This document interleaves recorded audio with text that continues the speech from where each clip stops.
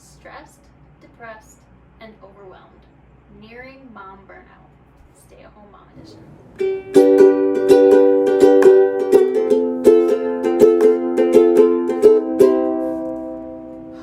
Okay, let's just be blunt.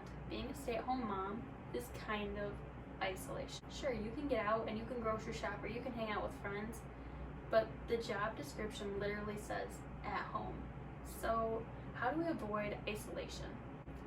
Another thing that kind of makes being a stay-at-home mom a little bit unpleasant, I said it, is that there's not always a lot of gratitude up front. Usually if there's going to be gratitude, it's going to be after you're done doing all of the things. And let's be honest, there are a lot of things when it comes to being a stay-at-home mom. There's always something to do. There's always something that needs to be done, and usually people will notice when you don't do it. There's constant chaos when there's something to do, places to go, and people to see. Sure, getting out of the house is great and it's so much fun, but the whole getting there and getting home may be the most stressful part. And lastly, I'm not sure if everybody can relate to this, but I sure do. There's not always going to be a lot of socializing in a small town. It can be hard trying to get to know and even make new friends if you haven't already known people your whole life when you live in a small town. I'm guilty of having that issue because I do live in a small town. Now these are things that I'm going to try to unpack a little bit and kind of address. So let's talk about the first one, isolation. Isolation is hard to get around. If you are living in a state where the weather can be extreme, I think today it is about 90 something degrees where I'm at, which is kind of high temps for my area. In the wintertime we also get a few feet of snow, and that can be really hard too when you can't exactly go outside and you can't really go anywhere. So getting out and about, let's see, not always easy, not always doable, but it is totally worth it. So the first part of getting out of isolation is just that, breaking out. So the first part of getting out of the isolation is to break out. That's right, get out of your house. Here's some more advice from the day that I was in a funk and I decided that I was going to take charge of that funk. So let's see that. Good morning, guys. So today I'm going to come to you with a video about how to get out of the funk that you're in. I don't know about you guys, but oh my gosh, I was just having the roughest day, and now I went to bed, got some good rest, and I'm here now to kind of help you if you're stuck in a funk. So let's go ahead and get out of this together. Got my little boss back there, and this is step one, so let's go. So the first thing is get outside. Yes, get outside in the sun. Get outside where you can feel the breeze. It's like when you have a newborn, if you're a mama too. Oh my gosh, you just sometimes when they just are crying to whatever, you just need to get outside. So take them outside. So that's a little mom hack. Gratitude. Gratitude is hard. Sometimes when your children are little and your husband is busy all the time, the gratitude train does not make very many stops.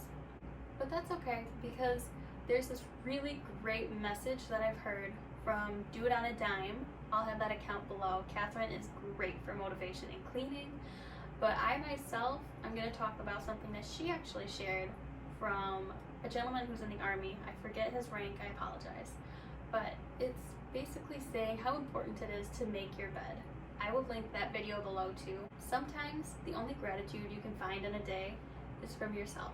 Now that sounds a little negative and a little, oh man, Lily, why are you telling me that? I don't want to hear that. I want to hear a solution.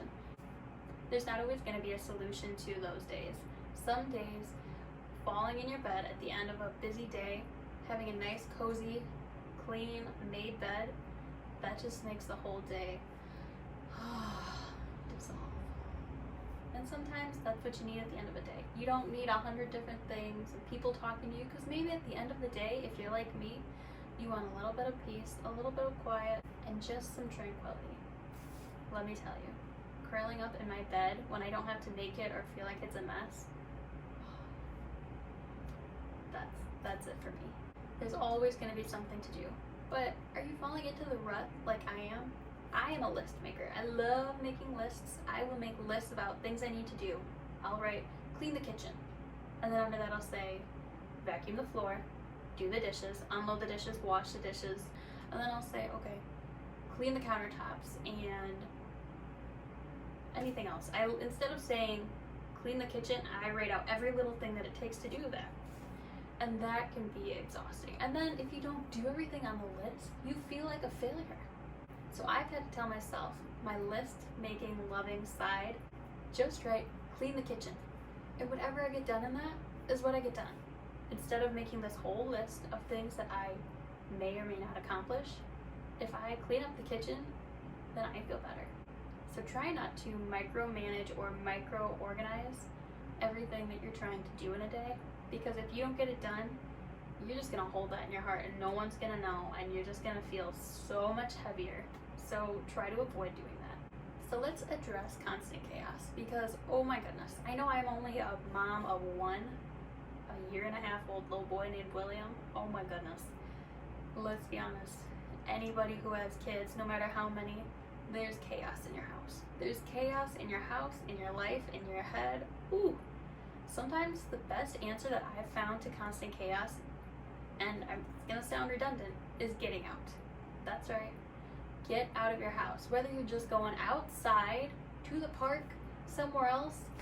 If you can go to a house where they have other kids, or maybe your parents' house, if you're close with your parents, then that might be a good answer. Whether or not, you just need to get out of the house. A change of scenery kind of opens up and releases all of the chaos. Now, mind you, you will have to keep an eye on your kids. I'm not saying put your kids outside and take a nap. Do not do that. What I'm saying is to get some fresh sounds, some fresh air, and some new space to roam around, you will feel 10 times better. I promise. This last one is something that I struggle with. It's not getting much socializing. I live in a small town, and so everybody here either ran for the county lines as soon as they graduated high school, or they're all still here. And that's fine. There's nothing wrong with that. I'm still here. Heck, I live with my husband in our home about 3 miles from where I lived growing up. There's nothing wrong with that. If you're comfortable and you're happy and your family's happy and you're safe, that's great. And I feel all of those things. So what do you do when your friends and maybe people that you know aren't here? Or maybe they're different, and that's okay because everybody outgrows everybody at some point. But what do you do when you want a friend? Making friends is hard. And I've seen online some funny things that when you go to the park and you kind of get to know and talk a little bit to a mom whose kid is close to your kid's age, it's kind of like going on a first date. It's like, do I ask her for her number? Do I text her, hey, so much fun at the park today? kind of thing? Or do I play cool? How far is too far when trying to get to know somebody without becoming creepy or annoying? That part I'm still figuring out. So if you have suggestions for that, go ahead and leave them in the comments below, because I think that socializing is super important, but it's not always easy. But the good thing is that you can always try it again. And I am looking forward to getting to know my friends more. These are people that I didn't grow up with. In fact, these are people that I've just started knowing within the last 1.5 years. Partially because we are all moms. And so I'm really looking forward to that. That's going to be really great. And it's not always easy making new friends, but you know what? It is so fun. And it is so great to just get some different information for how they're parenting. And my one friend has a couple kids that are older than my son is. And so I feel like she could pass on some mom knowledge, and maybe I'll even share some of that. Would you guys be interested in a video on knowledge from other moms that I have come to know and that they passed on to me? Let me know in the comments below. Are you enjoying this video? Are you learning things? Are you just kind of enjoying having something to listen to? Please like my video and let me know that you are interested in things like this as well, so I can make more videos like this in the future.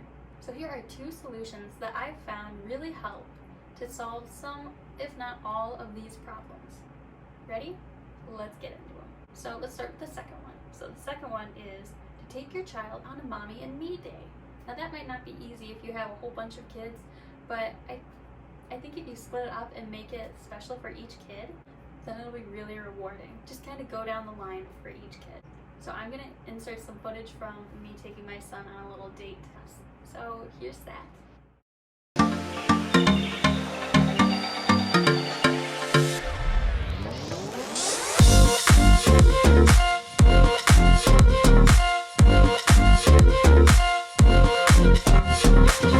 He is really enjoying chasing this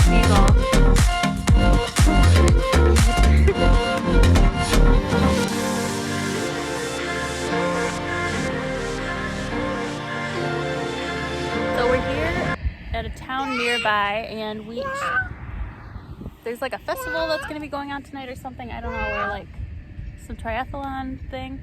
Anyways, so there's tractors around here at the beach, and William is having a good time. So today is our mother-son date. We are getting out of the area. We're going to see other things to see, and who would have thought?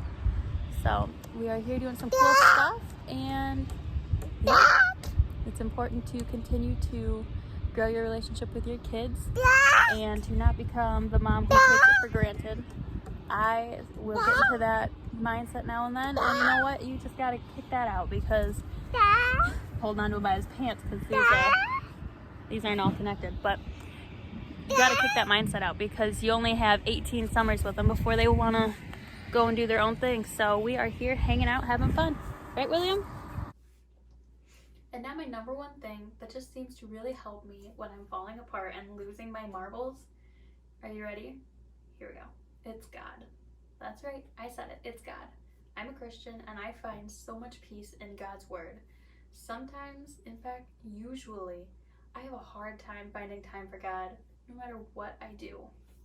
I read the Bible if I get a chance, because my son likes to eat books and paper, and that's not always easy to do. I have it on my phone, but do I do it as often as I should? No.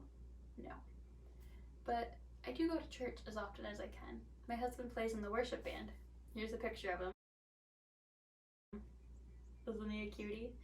And I just really enjoy being able to go. The thing about going to church for me is my son does not really enjoy the process of getting ready.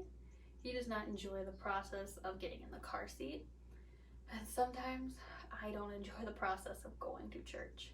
Getting dressed, getting everything ready, leaving the house and being somewhere before 10 a.m. is not always easy, especially on a day when we have a little bit of chaos going on. But you know what? When we get there and there's smiling people who are just happy that we are there as well, they enjoy that my son is there. To have a child in church is such a blessing. They enjoy being able to see him. He has a place where he can run around in a giant room. He loves that. There's a nursery that has toys just perfect for his age. He can go in and out of it before the service as much as he wants, and he loves that. There's socializing. There's a big wide open space. There are people there telling you that you're doing a good job. There's people there telling you that they're happy to see you. Do you know how great that is, and how great it is to recharge your battery and fill your cup? Oh my goodness, what a blessing it is to go to church. Now, it might not be the same for everybody, and I can totally understand that. But you know what? God is not only in the church. God is in the prisons. God is in the hospital. God is in the radio. God is everywhere. Sometimes I have to choose to make... My dog is excited that my husband's home for lunch, so let's see if I can get this done before everybody else and the chaos begins again. It's making the mental choice to stop and listen for that still small voice. It's okay if the laundry doesn't get done. It's okay if the dishes sit in the sink all day, maybe 2 days. It's okay if you stop and get McDonald's for lunch. God is there. Just listen for that still small voice. He's there. Thanks for watching my video. I hope you found something that really helped you out, and I hope that you will subscribe and hit the little notification bell. Click it to all so that you never miss one of my videos. I'm uploading every Thursday right now. I hope that you have a great day. Alright, bye guys.